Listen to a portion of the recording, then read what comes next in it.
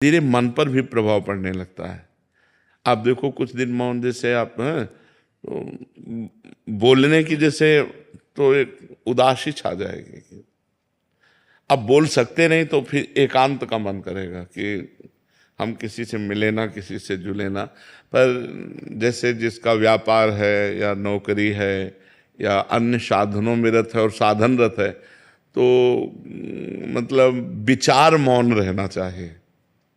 विचार मौन ज्यादा उत्तम है। विचार मौन का मतलब है, जैसे आप हमसे कोई बात पूछ रहे हैं, अब हम बार बार अब पूरी मनोशक्ति लग रही हो, आप समझ नहीं पा रहे, हम समझाना चाह रहे, तो हमारे अंदर चिड़चिड़ापन आ जाएगा। अगर अत्यंत आवश्यक है तो हम बोल देते हैं, और अत्यंत आवश्यक नहीं है तो हम उत्तर नहीं देते। इसे विचार मौन कहते हैं। जो बोलेंगे सत्य बोलेंगे, मृदु बोलेंगे, हितकर बोलेंगे, नहीं तो मौन रहेंगे।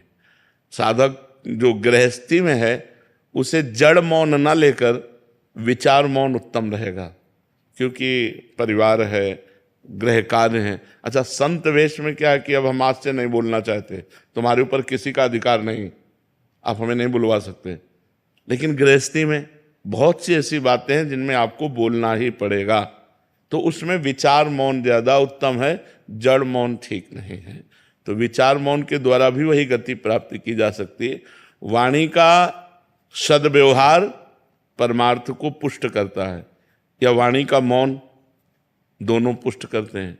तो हम सद्वाक्य बोल करके, सद्व्यवहार करके अपने मन को निसंकल्प बनाएं, अपने मन को मौन की तरफ ले जाएं। मन को मौन की, मन का संकल्प रहित हो जाना ही सच्चा मौन है। तो इसके लिए वाणी का मौन सहयोगी है, पक्का सहयोगी, क्योंकि अपने लोगों ने इसका आश्रय लिया है, इसका सहारा लिया है। आज भी है। शाम टाइम हमको, इस समय तो हमारा ये सेवा रहती है, इसके बाद फिर हम कोशिश करते हैं कि हमें मौन ही रहना पड़े।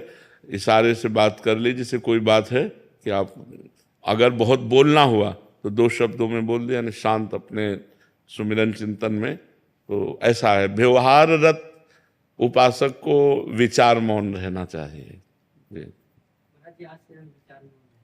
हाँ, सबको चाहिए। हम व्यर्थ में क्यों बोलें, हम क्यों गाली गुप्ता करें, अपनी जबान गंदी करें, झूठ बोलें, व्यर्थ में क्यों बोलें।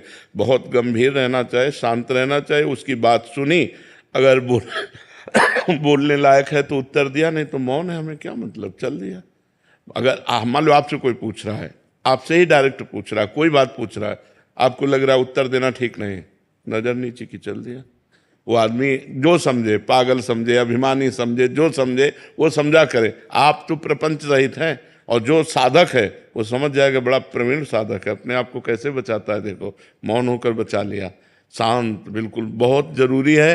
नहीं, वाणी से इतने अपराध बनते हैं कि लोग समझ नहीं पाते। वाणी से अपराध ही अपराध बनते रहते हैं, शरीर से और वाणी से ज्यादातर अपराध बनते रहते हैं। इसीलिए परमार्थ में उन्नति नहीं हो पाती। अगर शरीर और वाणी निष्पाप हो जाए तो मन बहुत जल्दी भगवान में लग जाए। इसीलिए देखो, संतों को देखो, बड़ा पवित्र स्नान, कपड़ा लत्ता सब पवित्रता से रहना, कि हमारा शरीर निष्पाप हो जाए, हमारी वाणी निष्पाप हो जाए, तो मन भगवान में लग जाए। मन का तन और वाणी से बड़ा संयोग है। हम जहाँ बोलते हैं मन हमारा वहीं जाता है, हम शरीर से जो क्रियाएं करते हैं मन उसी में जाता है, जो संबंध रखते हैं। अगर हमारा देखो, तभी 3 की शरणागत कही गई, तन वांग मनो भी। शरीर, मन और वाणी, वांग तनु, वांग मनो भी, 3 का बहुत बड़ा योग है साधना में।